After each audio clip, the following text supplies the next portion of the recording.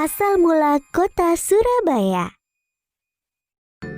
Dahulu kala, di sebelah utara Jawa Timur, hiduplah seekor buaya raksasa yang ganas dan menyeramkan. Dia adalah penguasa sungai dan menjadi pemangsa yang sangat ditakuti oleh semua binatang di hutan sepanjang tepian sungai. Nama buaya itu adalah Baya. Dia sangat pandai berburu, sehingga membuat takut semua binatang di hutan.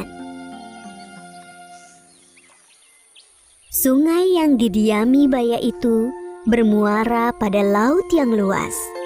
Di laut itu tinggallah seekor hiu ganas bernama Sura. Dialah penguasa laut yang ditakuti semua ikan.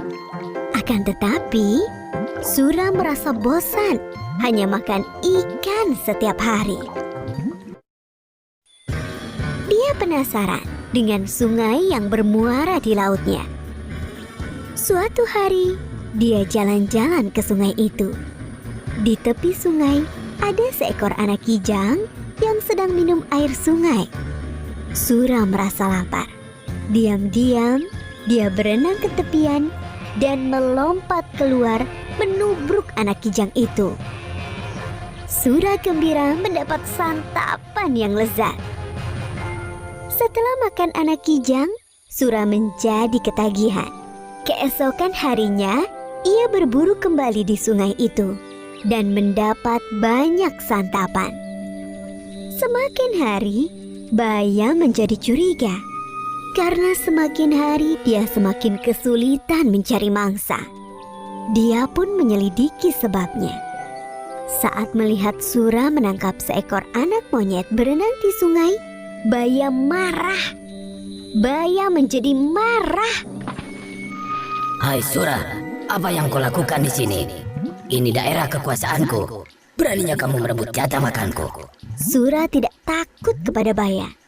Dia pun malah menantang Baya. Hei, terserah aku mau mencari makan di mana. Ini kan bukan daerah kekuasaanmu, jadi semua binatang bebas mencari makanan di sini. Akhirnya, perkelahian pun tak dapat dicegah. Keduanya saling bertarung. Karena sama-sama kuat, pertarungan itu pun sangat lama. Berhari-hari lamanya, semua binatang di hutan terganggu dengan perkelahian itu. Mereka tidak bisa tidur dan tak tenang. Akhirnya, kedua binatang buas itu pun kelelahan. Tak ada yang menang dan tak ada yang kalah. Sebab keduanya sama-sama kuat. Sura, sebaiknya kita sudahi saja perkelahian ini. Aku sudah lelah. Aku juga, Baya. Baiklah, kita sudahi saja pertempuran ini. Sura, mulai sekarang kita batasi saja daerah perburuan kita. Muara itu adalah batasnya. Jangan sampai kamu melanggar batas, karena kamu akan rasakan sendiri akibatnya. Baiklah, Baya. Aku terima perjanjian ini. Sura pun akhirnya pergi dari sungai itu dan kembali ke laut. Berbulan-bulan lamanya, hutan menjadi tenang kembali. Tak ada perkelahian antara Sura dan Baya. Namun, Sura merasa gelisah. Dia rindu makan daging kijang seperti dulu. Ikan-ikan yang melimpah di laut tak bisa menyembuhkan rasa laparnya. Dia tak mampu menahannya. Diam-diam, dia berenang di muara. Kalau aku mencari mangsa di muara, pasti Baya tidak akan tahu. Dia kan tinggal di dalam sana. Namun sayangnya, tak ada mangsa yang mendekat ke muara. Sura bosan menunggu. Akhirnya, dia berenang masuk ke dalam hutan. Sura senang kembali ke hutan lagi. Kali ini dia harus berhati-hati supaya tidak kepergok oleh Baya. Aku akan menangkap mangsa dan segera ku bawa ke laut agar Baya tidak sempat melihatku. Rencana itu berhasil. Berbulan-bulan lamanya, Sura berburu di sungai tanpa ketahuan. Lama-lama, Baya menjadi curiga. Sebab Lagi-lagi mangsanya berkurang. Meski dia tak melihat Sura di sungai ini, tapi dia yakin ini adalah ulah Sura. Pasti ini ulah si Sura. Awas kau Sura. Kemudian Baya menyiapkan rencana. Baya sengaja menangkap seekor kijang. Dia melukai kaki kijang itu agar tak bisa lari. Kijang itu diletakkan di pinggir sungai, lalu Baya bersembunyi. Sura yang berenang di sungai melihat kijang yang terluka itu. Hatinya gembira, sebab kijang itu gemuk. Wah, beruntungnya aku hari ini. Aku mendapat makanan gemuk. Nah. Ketika dia hendak membawa kijang itu ke laut, tapi tiba-tiba Baya datang menghadangnya. Hei, kamu ini memang bandel dan tak tahu malu Sura.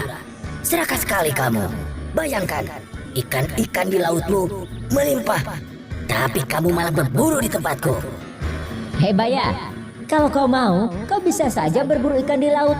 Aku tidak melarangmu. Mana doyan aku dengan ikan. Apalagi aku tak tahan dengan air laut. Ya sudah kalau kau tidak mau. Yang penting aku sudah menawarkan kepadamu. Sura dengan enteng menjawab lalu bersiap menyeret kijang itu ke laut. Baya semakin marah lalu menyerang Sura.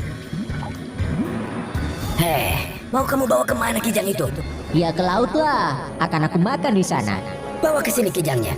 Tadi aku yang menangkapnya untuk menjebakmu. Enak saja. Salah sendiri kau tidak makan kijangnya. Kamu lupa dengan perjanjian kita? Sungai ini adalah daerah kekuasaanku.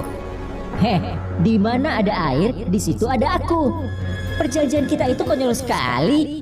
Ya sudah, kalau begitu perjanjian kita batal. Sekarang, siapa yang kuat berhak atas daerah ini. Akhirnya Baya menyerang Sura. Perkelahian tak bisa dicegah. Kali ini lebih seru. Tak ada yang berani mendekat daerah perkelahian itu.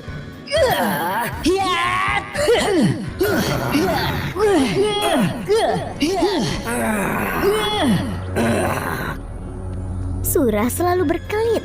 Baya menjadi jengkel. Saat Sura lengah, Baya berhasil menggigit ekornya. Aduh, ekorku! Sura tak mau kalah. Keduanya sama-sama kesakitan dan terluka parah.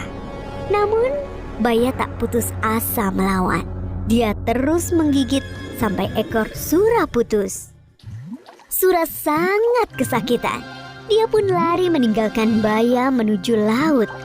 Sejak saat itu, Sura tak berani mendekati sungai. Apalagi dia sudah tak punya ekor. Dia tak bisa berenang sesigap dulu. Sakit sekali. Aduh. Untuk mengenang perkelahian yang dahsyat itu, maka daerah tempat kedua hewan itu berkelahi disebut Surabaya.